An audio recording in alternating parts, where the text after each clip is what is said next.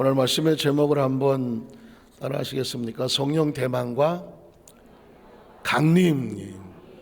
우리 첫째 날은 성령과 보혜사였습니다. 보혜사는 엄청난 발견이죠. 전체 목회를 이제까지 해오면서 또 다른 패러다임의 변화가 있다면 성령 보혜사를 또 다른 차원에서 이해하게 됐다는 것입니다.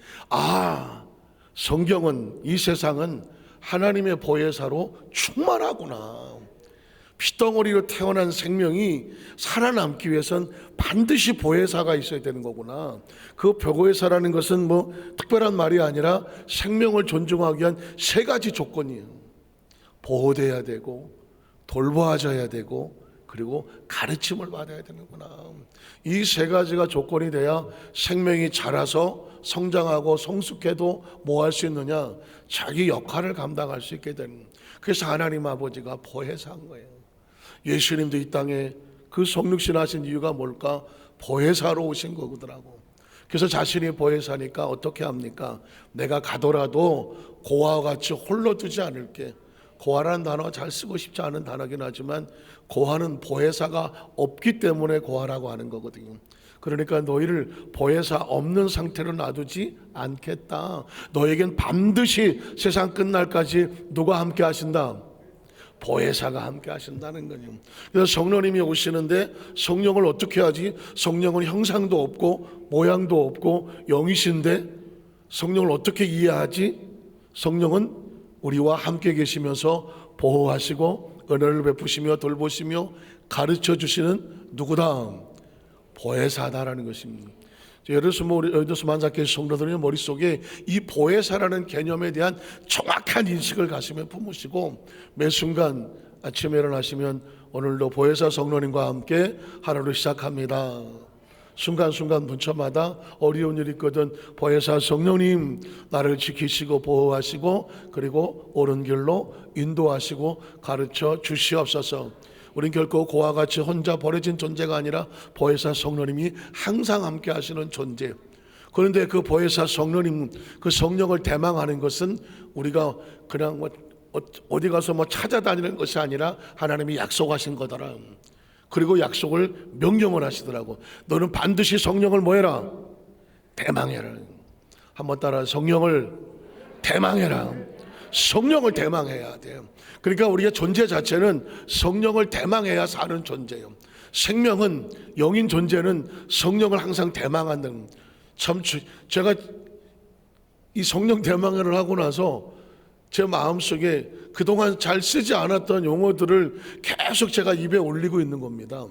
보혜사 성령님, 늘 쓰는 단어 같았지만 보혜사 성령님을 끊임없이 고백하는 이유가 온 천지가 하나님의 보혜사로 충만한 거예요.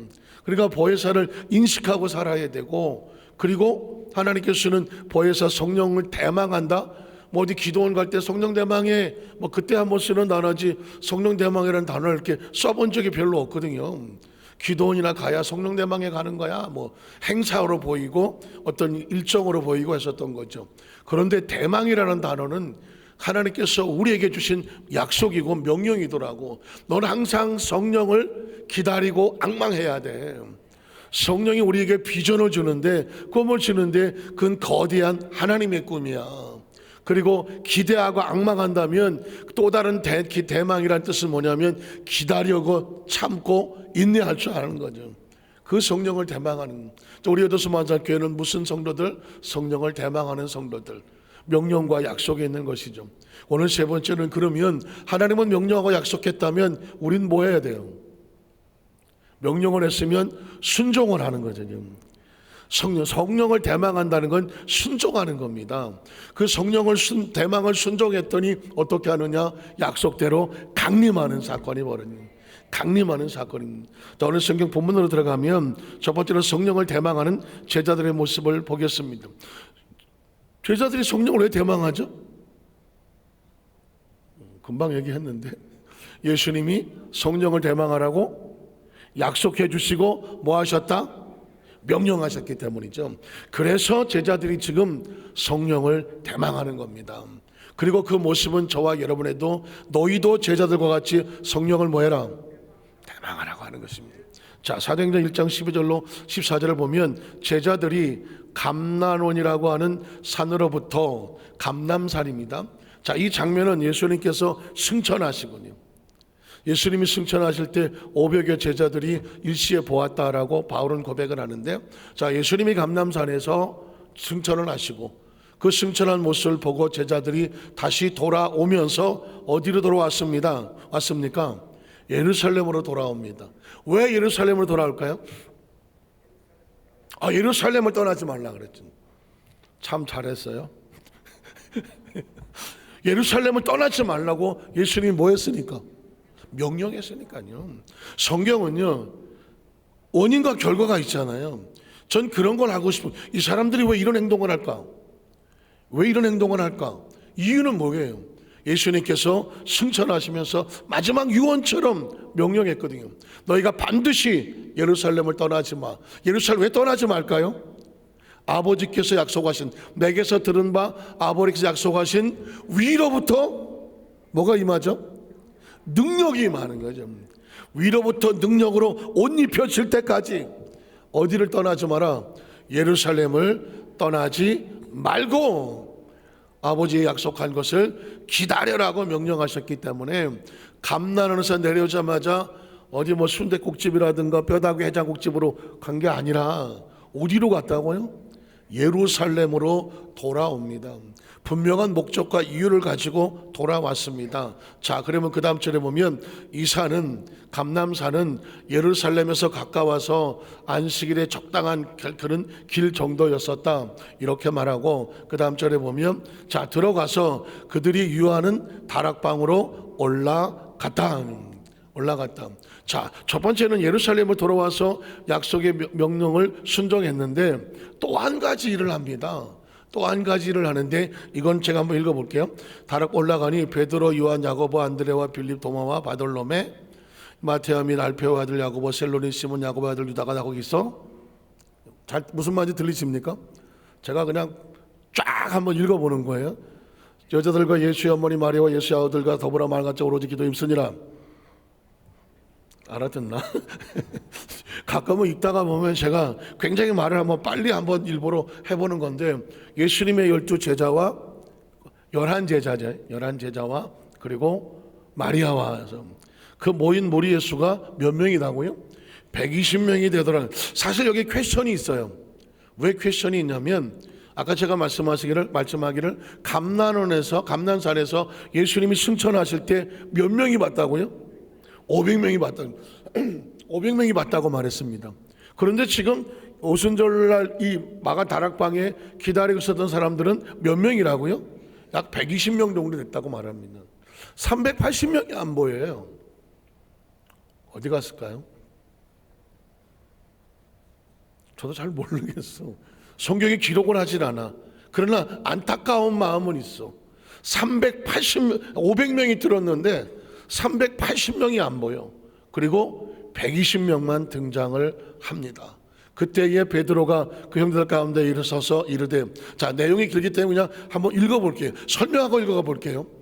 오순절날 성령의 세례가 임하기 전에 서둘러 뭘 하냐면 가룟 유다 대신해서 제자를 다시 충원을 합니다. 제가 이것을 요번에 제가 말씀 묵상하다가 늘 알던 말씀인데, 왜 오순절날 성령 세례가 임하기 전에 서둘러 제자를 먼저 가룟 유다, 뛰쳐나간 가룟 대신에 다시 제자를 하나 세웠을까? 그러니까 제자는 성령의 능력을 받아야 제자의 사명을 감당할 수가 있어. 그러니까 그 성령 받기 전에 먼저 제자의 수를 세워서, 그래서 사명을 지게 하고, 그리고 사명자에게 뭘 주시더라? 성령을 주시는 거더라고요. 그 내용을 지금 성경이 조금 길게 말하고 있는데요, 한번 쭉 읽어보겠습니다.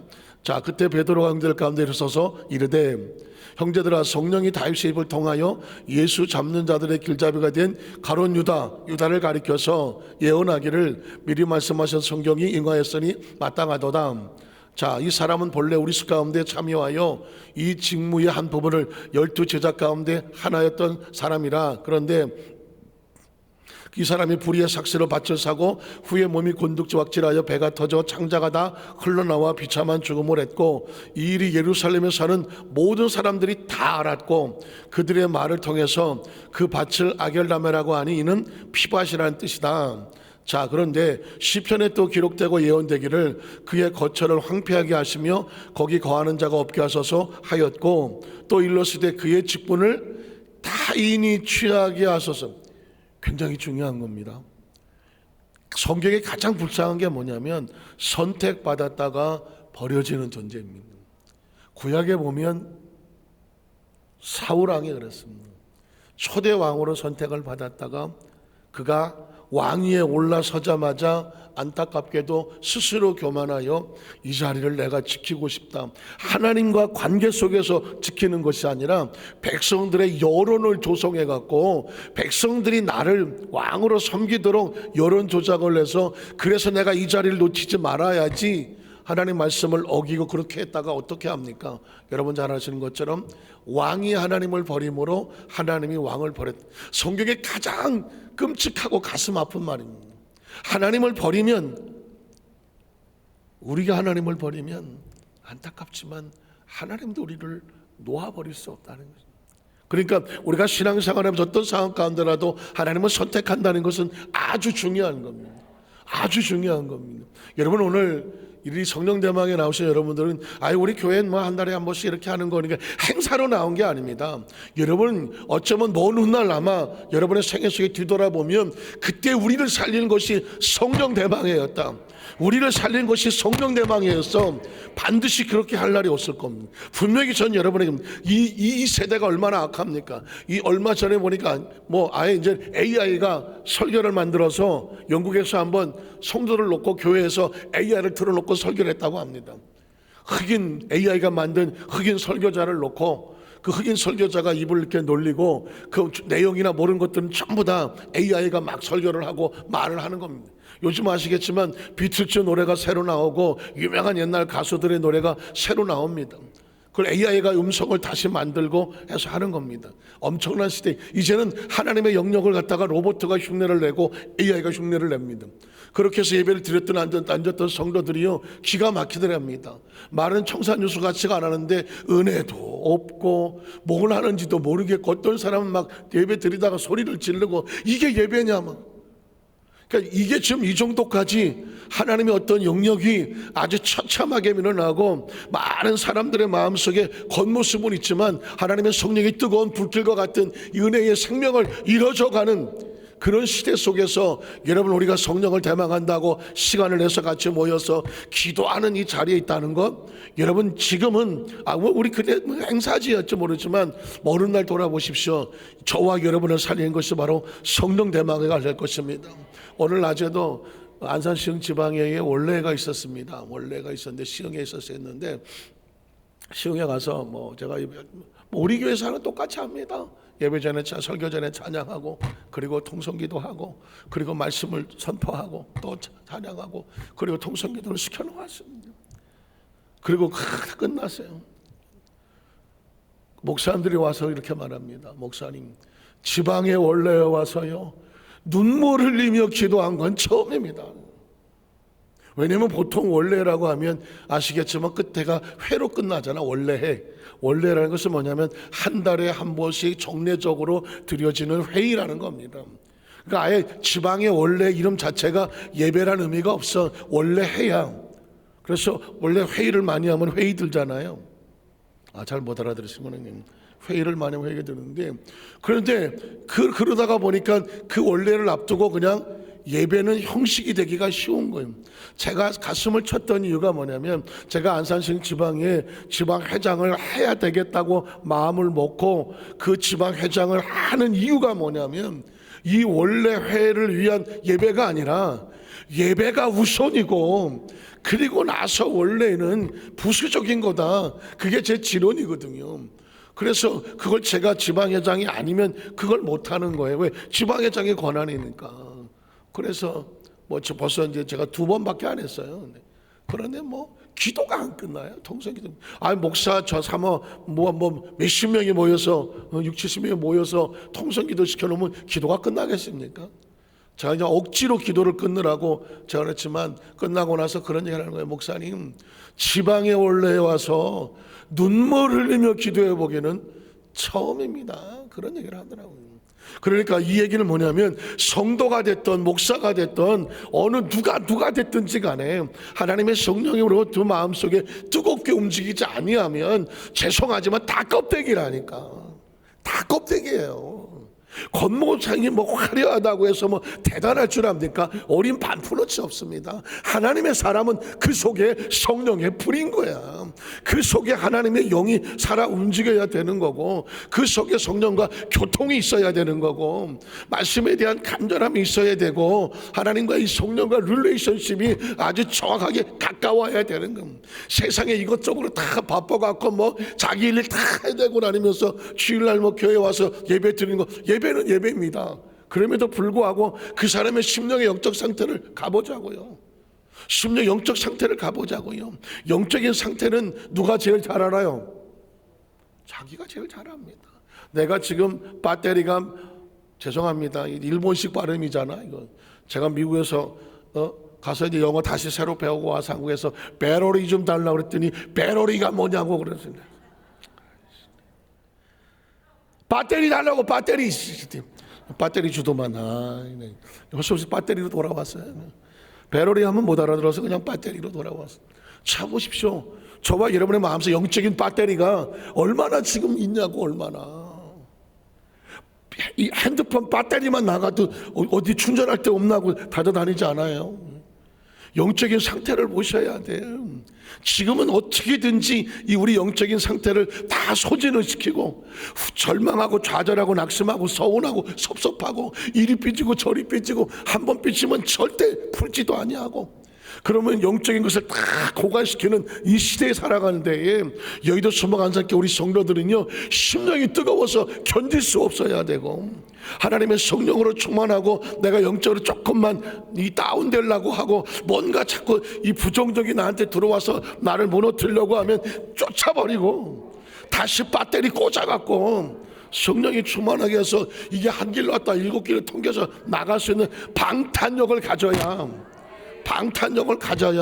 그래야 이 세상을 살아가는 겁니다. 여러분, 어때 포장에 속으면 안 돼요. 껍데기에 속으면 안 됩니다. 화려한 언어 유희라든가 어떤 뭐 그런 도배된 것에 속으면 안 됩니다. 그 속에 정말 성령님께서 뜨겁게 진지하게 움직일 수 있는 힘이 있는지, 그리고 그것이 내 안에 있는지 그걸 확인하고, 그게 아니다 싶으면 큰일 났다. 마치 배터리 떨어지면 뭐 빨간불 들어오고 막 이러는 것처럼 빨리 달려와서 엎드려서 꼬꾸라져서 채워야 돼요. 어디서 채웁니까? 성령 대망에서 채우는 겁니다.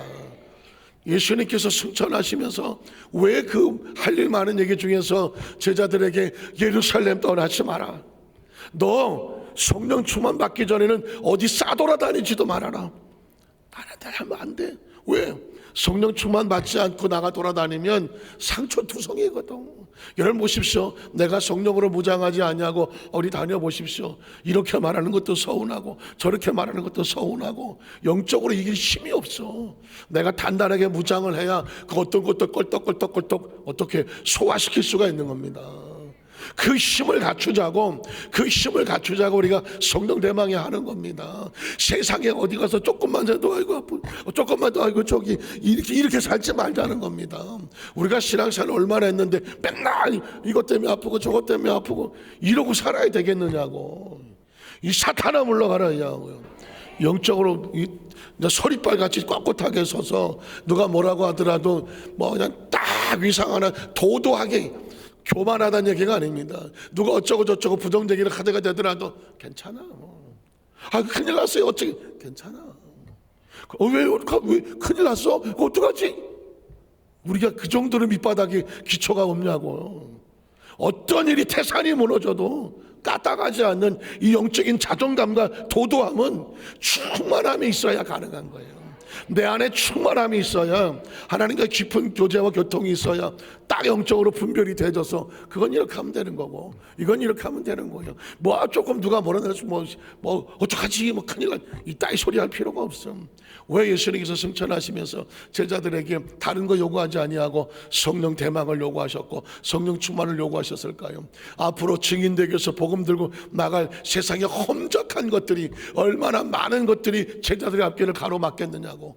그걸 이겨나갈 수 있는 힘은 외부에 있지 않아. 하나님의 성령 하늘나라의 코드를 꽂고 성령이 충만해서 내 안에 하나님의 영이 충만하고 그가 나를 보호하시고 그가 나를 돌보아 주시고 그가 나를 가르쳐 주시는 보혜사가 내 안에 있어야, 그분과 함께 같이 있어야 세상을 당당하게 살아나가는 건. 저는 우리 어저스 만살교회 모든 성도들이 이 신앙생활을 살아갈 때 예수를 믿는다는 거 하는 것 때문에 무슨 뭐 어디 가서 뭐 마약해야 되고, 물론 겸손할 수는 있어, 온유할 수도 있어요. 그러나 우리는 세상에 굽힐 수는 없어. 거기서 세상에 쭈삣거리고 뭐 우물쭈물하고 쭈삣거리고 이따위 하고 싶지 않아. 동정을 요구하지 않아. 크리스찬이 왜 동정을 요구합니까? 우리 크리스찬들은 아주 도도해야 됩니다. 그리고 당당해야 됩니다. 위풍당당하고요, 패기만만하고 자신만만해야 돼. 만만해야 돼요.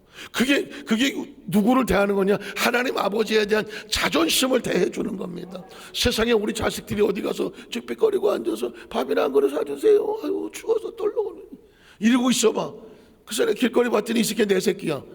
아이고 저걸 아유, 안 그러겠습니까? 생각해 보세요. 아니 하나님이 기껏 예수 믿고 구원 받고 자식을 시켰더니 세상 여기저기 쭈삣 다니면서 아이고 좀 도와주세요, 아이고 아니 힘들어 죽겠어요. 하나님의 자존심이 있잖아. 우리가 하나님 앞에 세상에서 자신만만하게 살아가야 하나님 우리 보시기에도 제가 내 자식이야, 그 프라이드가 생기지 않겠습니까? 모든 세상에 애미의 심정은 다 그렇지 않습니까? 내 자식이 어디 가서 기죽고 쭈삣거리고 어디 가서 두리두리 이러고 이 군대 말인데 이쪽으로 하고 있기를 원하겠습니까? 아니잖아요. 각자 있는 위치에서 믿음으로 당당하게 서서 그가 하고 싶은 일을 펼쳐나갈 때 좀 힘들더라도 그래도 꿋꿋이 이겨나가는 모습을 보고 싶어 하지 않겠습니까?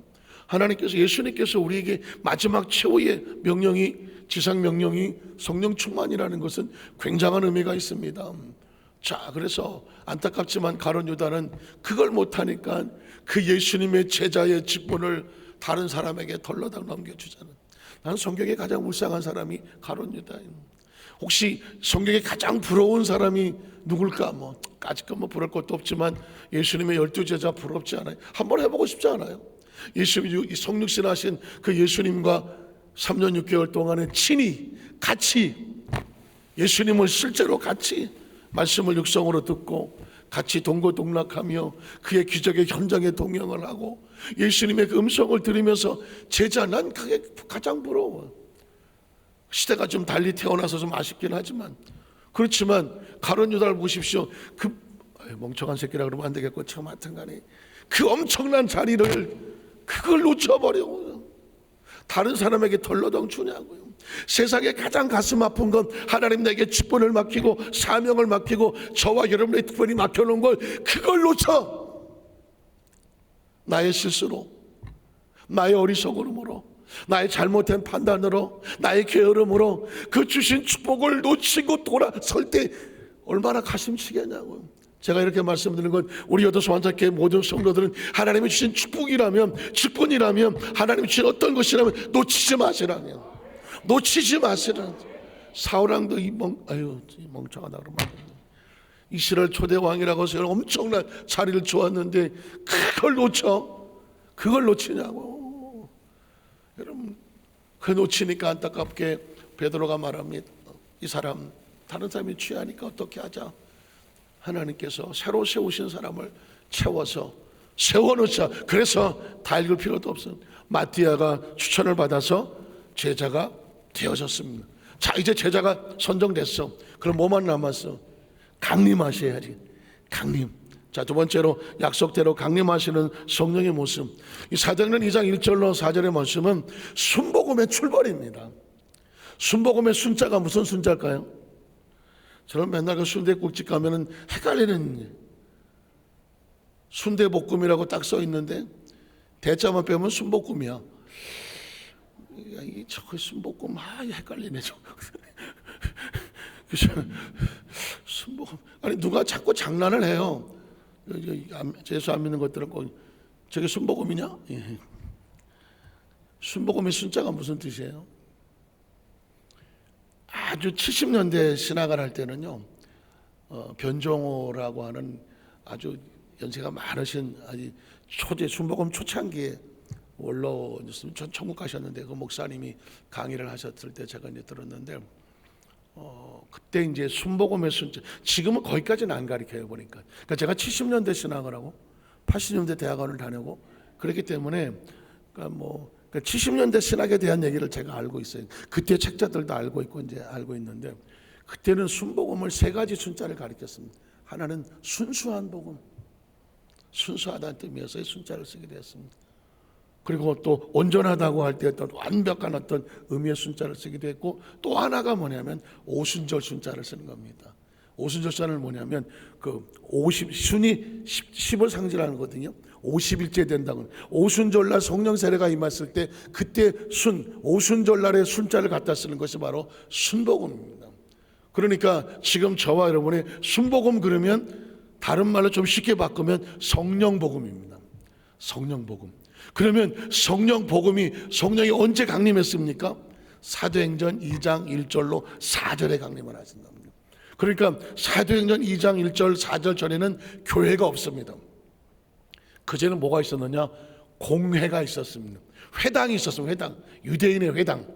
그런데 사도행전 2장 1절 이후에 4절 이후에 성령이 임하고 나서 드디어 크리스천들이 모여서 예배를 드리기 시작합니다.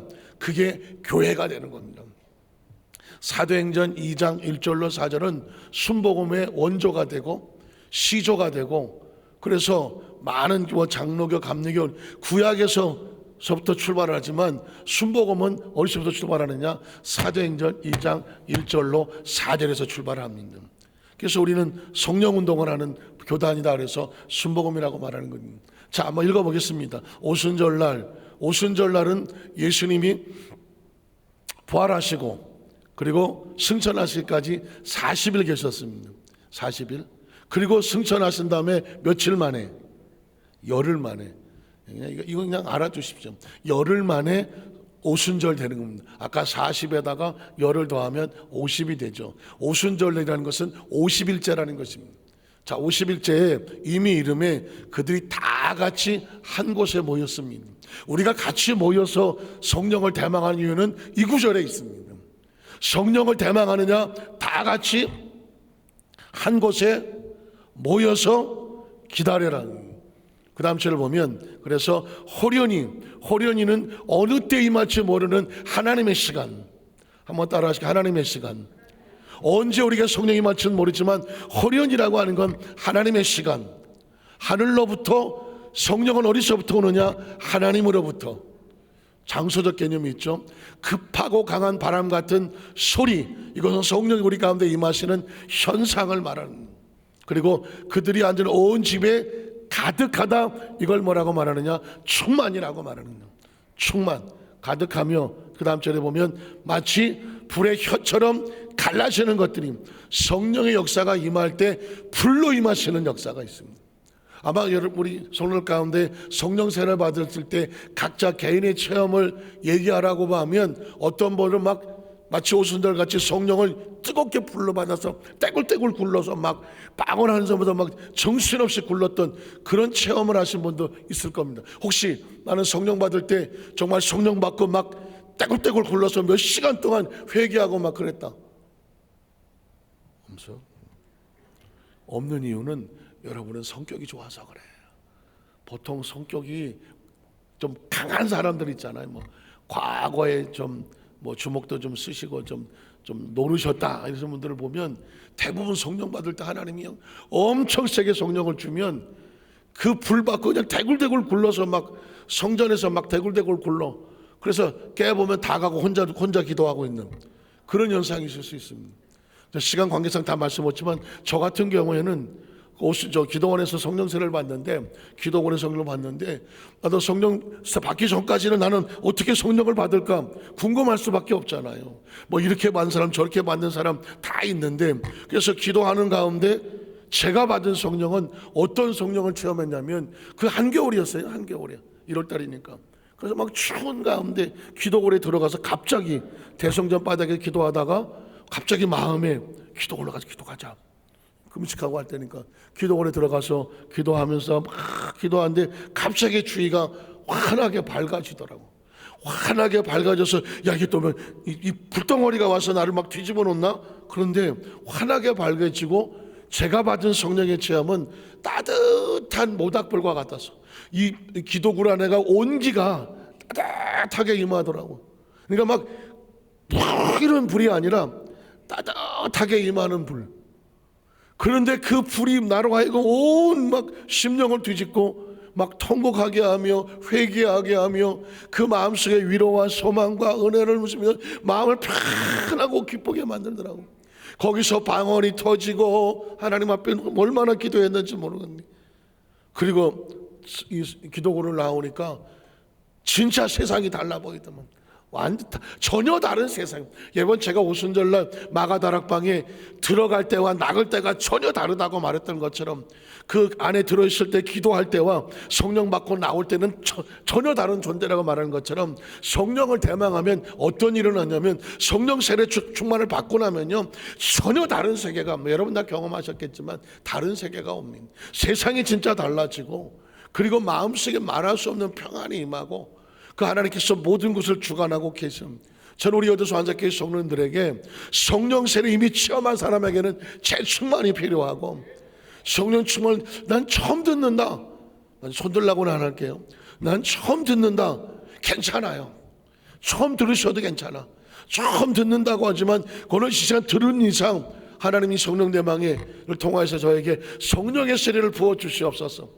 개인적인 고백이지만 전 장로교에서 신앙생활을 해서 성령의 있음도 듣지를 못했고 성령 세례를 알고 나서 성령을 받는데 이 정보가 부족해서 누가 알려주지를 못해서 7년 걸려서 7년 성령 세례 받는데 7년 걸렸다니까. 그리고 제가 이 얘기를 하는 이유는 뭐냐면 혹시 성령 세례를 뭐 어떤 사람은 뭐 들어오자마자 받는 사람도 있고 뭐 빨리 받는 사람도 있지만 저 같은 사람은 7년 만에도 받았으니까 당장 성령 세례 못 받는다고 해서 절대로 낙심하지 마라. 포기하지 마라. 절대 여러분 마음속에 그것 때문에 주눅 들지 마라. 계속해서 성령을 구하고 또 구하고 구하면 호련히 언제 주실지는 몰라. 그러나 호련히 하나님께서 불과 같이 역사하셔서 성령으로 충만하게 하고 그들에게 보여 각 사람 위에 하나씩 임하여 준다. 모두에게 주시는 건 성령 세례는 모두에게 주시는 거지. 임하여 있더니 어떻게 하더라. 그들이 다 성령에 뭘 받고 충만함. 이게 성령 충만이 오버플로우라고 하는 물이 차면 차고 넘치는 것처럼 성령은 우리에게 부족함이 없이 충만함을 받고 놀라운 건 언어를 바꿔줍니다. 성령의 말의 계심을 따라 다른 언어들로 뭐 하기 시작하더라. 말하기 시작합니다. 하나님 나라의 말을 하기 시작하고 성령이 오늘 방언 기도를 하면 많이 들어보셨겠지만 방언 기도를 하면 한도 끝도 없이 내 안에서 하나님과 교통하는 이 신비한 체험이 있습니다. 기쁨이 있고 능력이 있고 그리고 방언 기도는 귀신을 쫓아내고 어떤 문제를 이겨낼 수 있는 힘과 치유 역사가 나타나게 하는 거예요. 그러니까 성령 세례를 받으면 어떤 사람은 알아듣지도 못하는 방언 또 뭐 성경에 보니까 알아듣는 말로도 하는데 이 방언은 신비한 언어이기 때문에 사실 어떤 개인이 방언에 대해서 이렇다 저렇다고 말하기는 쉽지가 않아요. 그러나 성경에 있는 그대로 성령의 말하게 하심을 따라 다른 방언으로 말하기를 시작을 하더라. 하나님의 성령 세례 표적으로 부어 주시는 것이 말씀을 정리하기를 원합니다. 보혜사 성령님 약속과 명령 되셨는데 이걸 순종하고 대망을 또 대망하는 그 성도들에게 약속대로 어떻게 하시더라. 강림하시는 성령님. 이 구절은 사실 우리는 매일 매 순간 묵상하며 하나님 또 우리 가운데 성령을 부어 주시옵소서. 재충만하게 하여 주시옵소서. 그렇게 해서 우리 간절히 간구하는 심령 가운데 성령 충만 받아야 오순절 마가다락방을 뛰철고 나갈 때 세상이 전혀 다른 존재가 되는, 내일 말씀을 하겠지만 다른 존재가 되는 것처럼 성령의 충만함은 우리를 새로운 존재로 만듭니다. 우리 에도스만들께 모든 성도들이 이 성령 충만을 통해서 또 새로워지고 또 새로워지고 또 새로워지고 다 할 때까지 다 또 새로워지고 또 새로워지고 우리 성령 되시기를 주님의 이름으로 축원합니다. 기도하겠습니다. 전능하신 하나님 아버지,